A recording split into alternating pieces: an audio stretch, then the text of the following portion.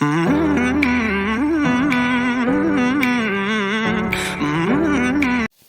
aí galera, beleza? Galera, é o seguinte, hoje eu quero conversar a respeito de dois temas, né? Primeiro eu quero falar a respeito desses alertas aí que o Mabel tem feito em Goiânia, e falar sobre a captura do ditador Nicolás Maduro, né? Acho que muitos aqui no canal já sabem, né? Até o vídeo mais assistido aqui do canal é um vídeo em que eu estava filmando um cabo de guerra, né? Quando eu estava numa tropa operacional, era fuzileiro naval da Marinha. E do ponto de vista militar, cara, foi uma operação fantástica, cara. E eu quero detalhar algumas coisas aqui que às vezes pode ter passado desapercebido da mídia, mas não da ótica de quem um dia teve lá, né? Quem um dia teve em tropas operacionais, sabe como é que é o conjunto operacional, sabe as diligências, as doutrinas e outras coisas assim que eu não posso, se eu falar termos técnicos, muitos não vão entender, né? Só realmente quem tem essa mentalidade, tem esse conhecimento mais operacional. Mas foi uma operação fantástica. Eu vou dar alguns detalhes aqui e mostrar algumas coisas também que eu acho que o pessoal ainda não percebeu também, né?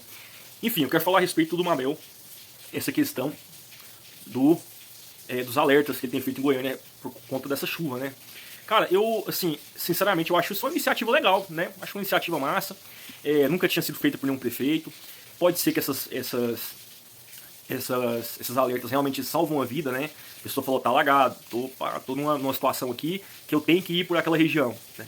Sou motorista de aplicativo, por exemplo. Se eu fosse um motorista de aplicativo, eu pensaria, pô, tem que ir para aquela região, mas tá dando aqui que tá alagado, né? Infelizmente o aplicativo ele não avisa isso. Então, muitas pessoas de aplicativo, elas relatam que isso é uma boa comunicação, né, da prefeitura que está observando as áreas, que sabe onde que está. Isso é até bom para pontuar os lugares aonde tem que fazer um escoamento melhor de água, tem que fazer um desentupimento melhor de esgoto, tem que melhorar as galerias fluviais. Isso é extremamente importante, até por essa questão, né?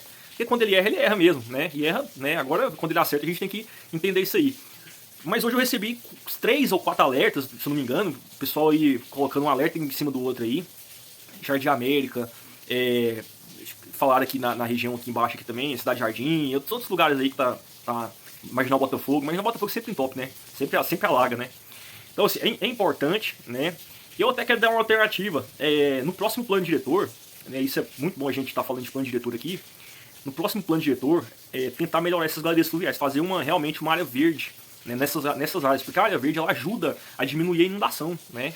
A área verde ela ajuda. Você tá vendo que tem uma inundação ali próxima à Marginal Botafogo, tem poucas áreas verdes, tem pouca árvore para sugar ali aquele escoamento, tem pouca área verde, tem muitas, vamos dizer assim, muitos pontos de alagamento ali, muito transitáveis e muito pouco escoáveis, né? Que a água não escoa ali naquela região. E a mesma coisa aqui da Cidade de Jardins, porque até agora eu não vi nenhum alerta aqui a respeito da Marginal Cascavel. Mora aqui a 100 metros, quem é que já passou nessa baixada da Comurga aqui sabe, para ir no arquivo geral da prefeitura, sabe o transtorno que é você passar aqui em época de chuva, né? E realmente cara, assim, é uma situação de chuva que não tem como botar a culpa no prefeito, né? Eu já fiz até um vídeo do prefeito de Poços, não tem como botar a culpa no prefeito nenhum por causa de chuva, né? Agora, se você tem os exatos locais que aquela água está trazendo tanto transtorno, né? Já fica fácil para planejar, fazer um plano diretor, aumentar áreas verdes e tentar fazer um escoamento melhor, uma revitalização, melhorar as galerias fluviais, um desentupimento de esgoto melhor. Com esses dados agora, espero que nos próximos anos de gestão, né, mais 3 anos de gestão, nesses próximos 3 anos ele consiga fazer uma política já nesses locais que já tem esse estudo, né, de que alaga mesmo quando chove, né? Infelizmente, tem tudo para dar certo, né? Agora a vontade também não parte só do prefeito, lógico, a Câmara de Vereadores ela tem que trabalhar também, fiscalizando também, e principalmente olhando esses locais lá, algum vereador ir lá e olhar esses locais, aonde que está esses inundamentos, essas alagações, esses alagamentos, né, essas inundações, né, falei ao contrário. Mas é interessante para a equipe de vereadores ir lá e olhar o local e cada um fazer o seu projeto. Cada um faz o seu projeto. Fulano vai lá e faz um projeto da Cidade de Jardim, o outro vai lá e faz um projeto da Marginal Botafogo, o outro vai lá e faz um projeto. Cada um faz um projeto. É até difícil para uma prefeitura fazer tantos projetos assim. Tem um secretário, tem um secretário. O secretário ele tem que fazer isso, né? Ele precisa fazer isso, né? Mas no próximo plano diretor, passando essa chuva, é de extrema importância que isso aconteça. Agora a questão desses alertas também, a gente tem que entender o seguinte: quem já está na rua e quem já está na área já não tem mais o que fazer. Concorda? Então seria interessante também fazer uma planilha de lugares que frequentemente tem essas inundações, esses alagamentos, fazer uma planilha e já divulgar essa planilha nas redes sociais dele, divulgar até em televisão, onde as pessoas costumam transitar, e na época de chuva já sabe, né? O goiano ele já sabe, o goiano ele já tá aqui, ó, tipo assim, pô, tá chovendo, não vou descer a Marginal Cascavel, não vou ir pra Santa Casa, também não vou descer a Baixada da Comurgo, não vou pra Marginal Botafogo. O goiano ele já sabe, mas ele sabe porque ele sente na pele, mas a gente sabe que a população nossa ela vem aumentando, muita gente vem de fora e às vezes não sabe os lugares que tem essas preocupações, e uma planilha para determinar esses lugares, para mostrar esses lugares, para que as pessoas antecedam uma ida lá, né? Às vezes quem já tá na rua. Felizmente não tem como fazer. Você vai ver o alerta, mas você já tá lá, como é que faz, né?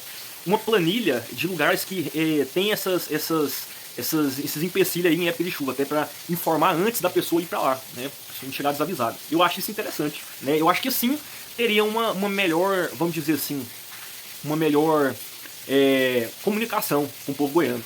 Você coloca uma planilha e fala, olha, nesses lugares aqui são os lugares que vocês devem evitar em época de chuva, uma época que alaga, tal, a água chega a tanto centímetro do solo, e tal, nós estamos planejando, mas por enquanto eu peço para a população que não vá lá em época de chuva, não transite por lá em época de chuva, pegue caminhos alternativos, ou dá um tempo até a chuva parar. Perdão, isso é interessante, até para fim de não precisar de remediar alguma situação, né? Aí eu acho interessante, eu acho essa postura um pouco mais interessante do que ficar emitindo alerta toda hora também, né? Às vezes até atrapalha, a pessoa tá vendo o celular daí, às vezes um motorista aplicativo e olha, pô, alaga, né? Mas, assim, tem pontos positivos e pontos negativos, a gente tem que destacar os dois, né? E espero que nos próximos anos aí, essas inundações, esses alagamentos, eles cessem mais, né? Até porque Goiânia, geograficamente, é difícil falar em respeito de melhorar nesse sentido. Uma vez eu lembro que o Tiringa falou um trem interessante. O cara faz a casa dele no barranco, no pé do morro. Ele sabe que a água vai bater lá, vai chover. O cara vai colocar lá e tem que se arrombar mesmo.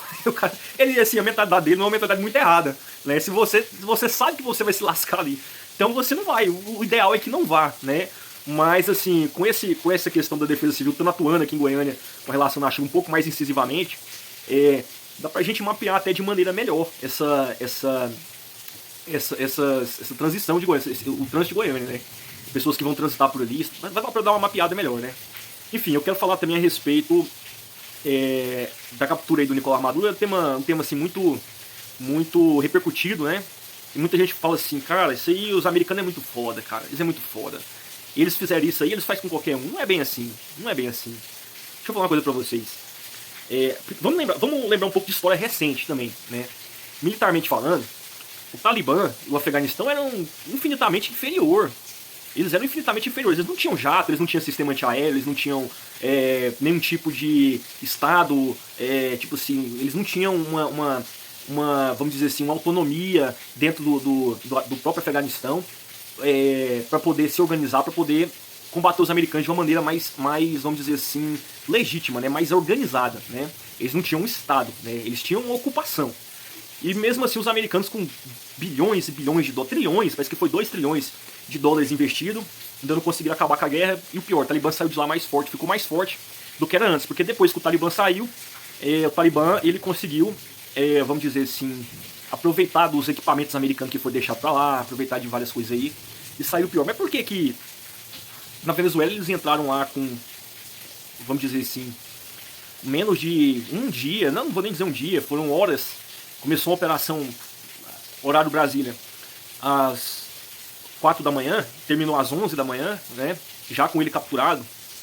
Deixa eu falar uma coisa pra vocês, corrupção não tem só no Brasil. Eu sei que a gente aqui tem uma vamos dizer assim, nós aqui não vou dizer evoluímos ela, mas nós, vamos dizer assim, temos ela mais aceitável, vamos dizer assim. Escândalo não impacta mais ninguém. Escândalo aqui no Brasil não assusta mais ninguém. Apareceu um escândalo de 1 bilhão ali, beleza, vou trabalhar no outro dia. Apareceu um escândalo aqui de 1 trilhão, beleza, vou trabalhar. INSS, mensalão, petrolão, tratolão. O brasileiro já acostumou com isso aí, né? Infelizmente. Olha só, do mesmo jeito que tem corrupção aqui, na Venezuela é muito mais, pode ter certeza. Só que os meios de comunicação e poder do Estado suprime mais essas denúncias, né? Até porque não tem muito dinheiro para roubar, né? Estão no limite ali, o Estado está estourando. E o que acontece? Para você subornar um operador de sistema antiaéreo é muito fácil. Até porque eles colocaram uma recompensa na cabeça do Nicolás Maduro de 50 milhões de dólares. Os Estados Unidos ele pensou da seguinte forma, cara, ao invés da gente colocar 50 milhões de dólares na cabeça do Maduro, vamos pegar 100 milhões e começar a subornar alguns generais ali, porque são todos compráveis ali. Os caras não têm o que comer. Eles têm o que comer assim, mas é o básico, só tem o que comer mesmo, né? O país está destruído, tá todo mundo passando fome, o trabalho tá, né? Forças Armadas na rua, dificulta uma produtividade, conflito toda hora. O dinheiro não é lá essas coisas também, pode ter certeza. Vamos fazer o seguinte, pega 100 milhões aí, vamos pagar vamos chamar aqui os operadores do sistema antiaéreo, que dizem que é um dos melhores da América do Sul, e não funcionou. O melhor sistema antiaéreo do mundo, da América do Sul, falhou e entrou lá aqui 50 helicópteros lá e pegou o cara e em menos de 4 horas, 5 horas, o cara já tava com ele na mão, amarrado e algemado. Com 40 baixas, se não me engano, 40 ou 50 baixas, uma coisa assim. Então, muito provavelmente, esses generais aí, do Maduro, e até algumas pessoas do Exército Popular também, que é uma milícia dele lá paralela, provavelmente esses caras entregaram ele de mão beijada. Provavelmente.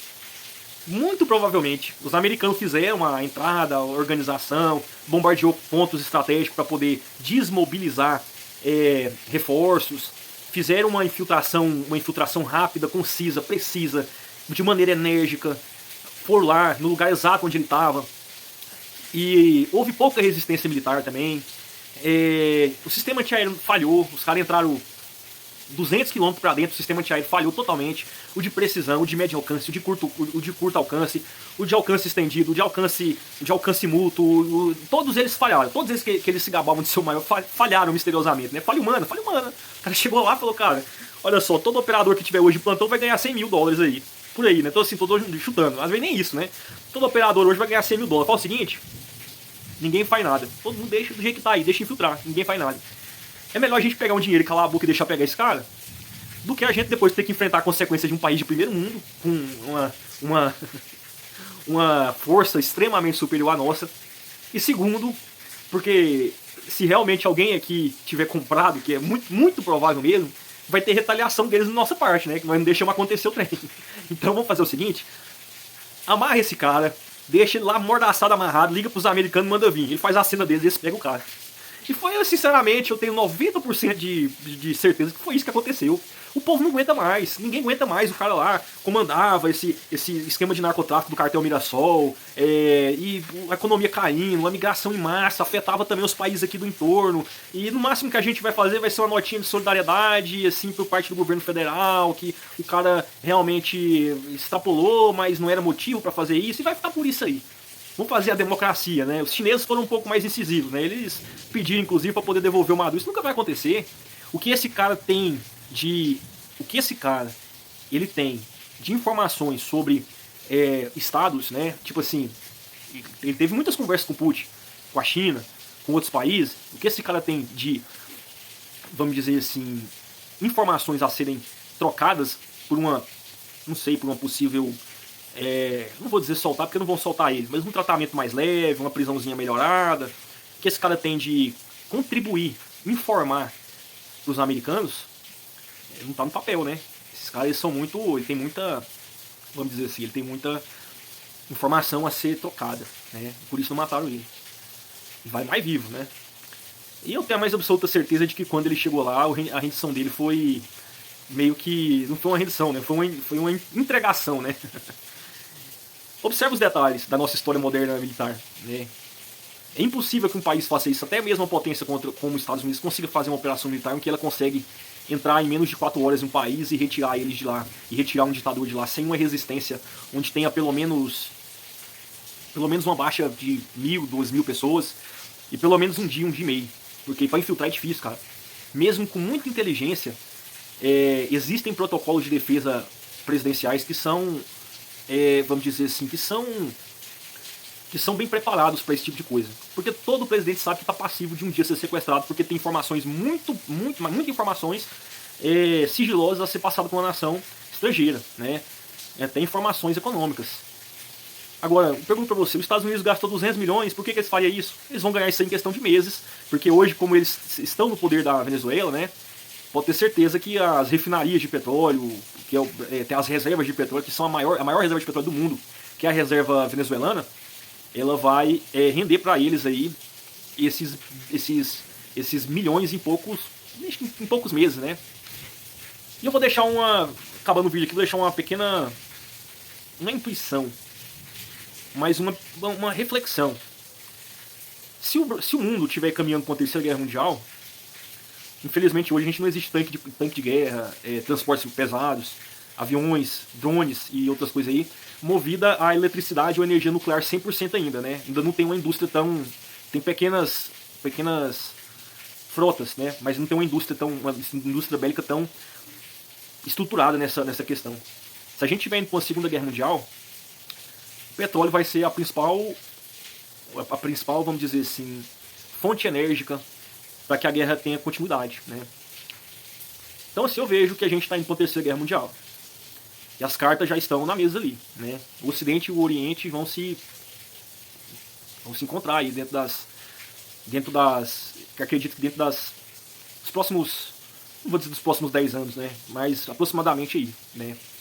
A gente vê que uma coisa assim só poderia acontecer se tivesse um objetivo maior, um objetivo bem maior. Enfim, é uma reflexão que eu faço todo dia quando eu penso no caminho que o mundo tá tomando, né? E é isso aí, galera. Valeu, beleza? E é nóis.